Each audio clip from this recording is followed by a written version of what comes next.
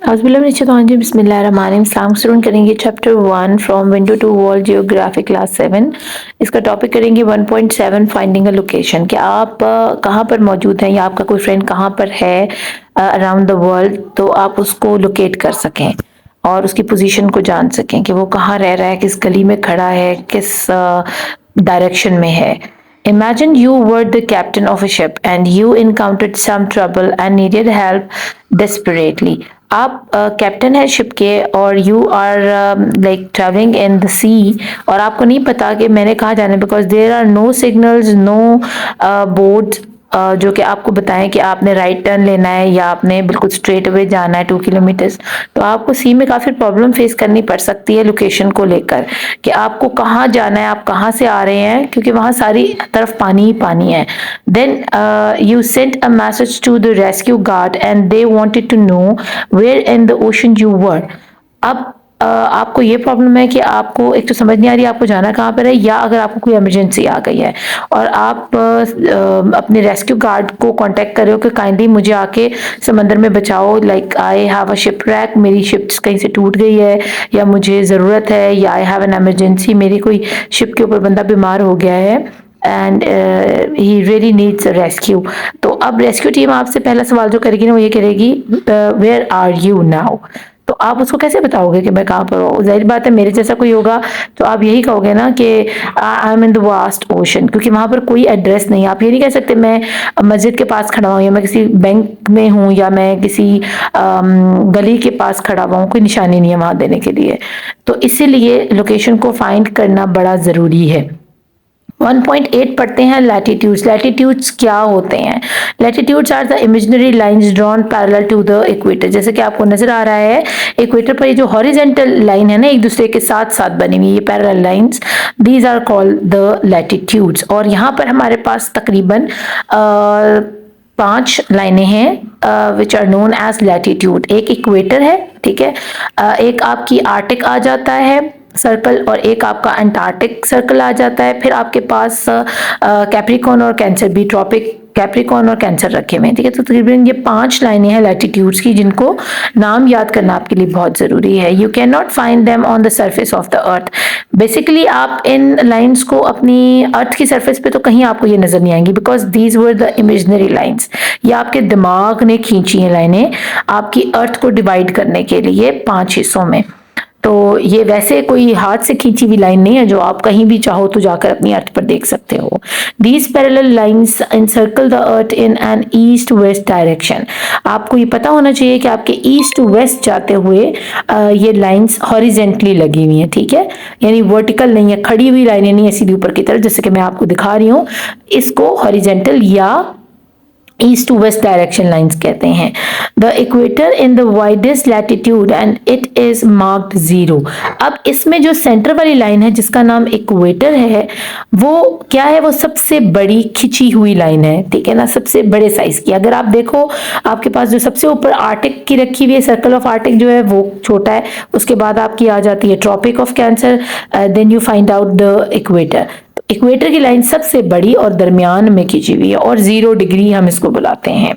और इनको डिग्रीज में बुलाना इसलिए ज़रूरी है ताकि हम पता लगा सकें अपनी डायरेक्शन का, कि हम नॉर्थ में या हम ईस्ट में या वेस्ट में या साउथ में कहाँ खड़े हुए हैं।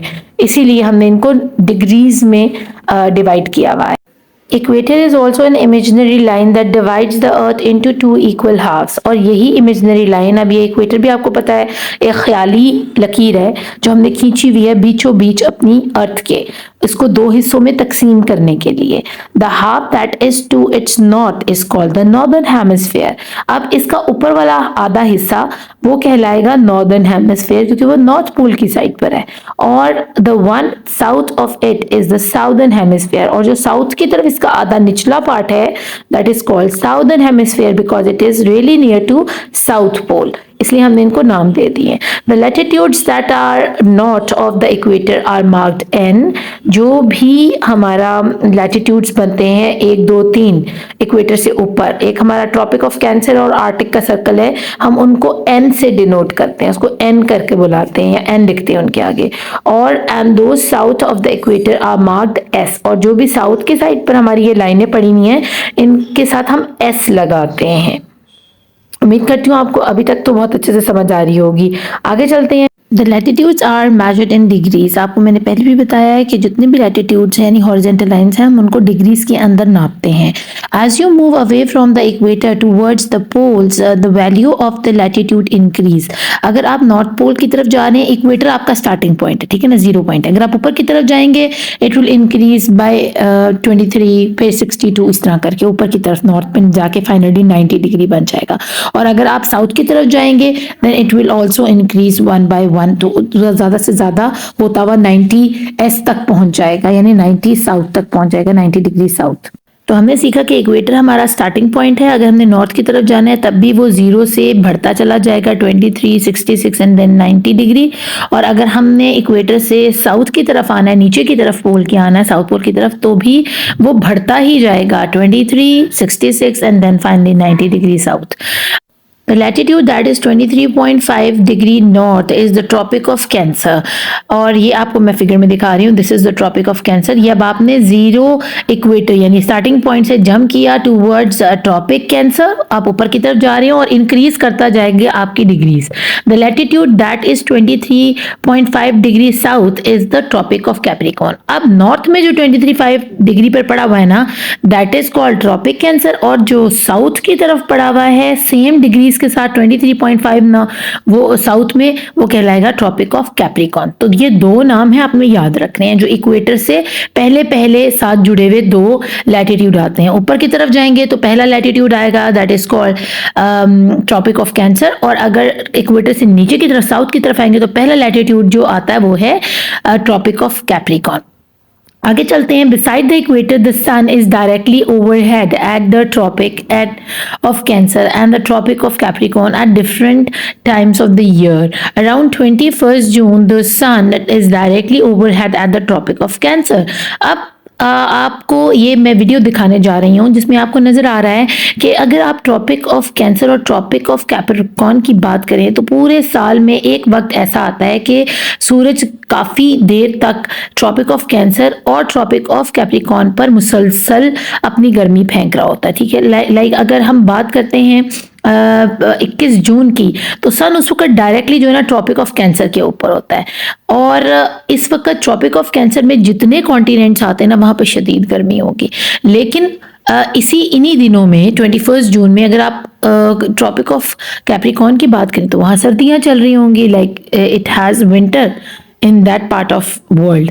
और वहां पर आपका ऑस्ट्रेलिया आता है, यानी वहां जून जुलाई में जब हम यहाँ पंखे और एसी के नीचे बैठे होते हैं, they were used to wear sweat shirts और स्वेटर्स वगैरह और मफलर्स ये होते हैं ऑस्ट्रेलिया में उन्होंने, यानी जून जुलाई में वहां सर्दी होती है। और वो कहाँ रहते हैं? ट्रॉपिक ऑफ कैप्रिकॉर्न में रहते हैं। तो आपने इन दो ट्रॉपिक्स की डेट को याद रखना है कि किस वक्त कौन से ट्रॉपिक में गर्मी है। 21 जून से स्टार्ट होती है गर्मी ट्रॉपिक ऑफ कैंसर में यानी नॉर्थ की तरफ, और this makes the beginning of summer in the north hemisphere, और ये द बिगिनिंग ऑफ विंटर है इन साउदर्न हेमिस्फेयर। अब ऐसा होता क्यों है? आप ये वीडियो में देख रहे हो कि इस टाइम हमारी अर्थ जो है थोड़ा टिल्ट करती है, थोड़ी सी तिरछी है। आप ये बचपन में पढ़ते हुए आए हो अपनी बुक्स के अंदर क्लास 3 4 5 में कि हमारी अर्थ बिल्कुल स्ट्रेट नहीं है, वो थोड़ा सा टिल्ट करती है।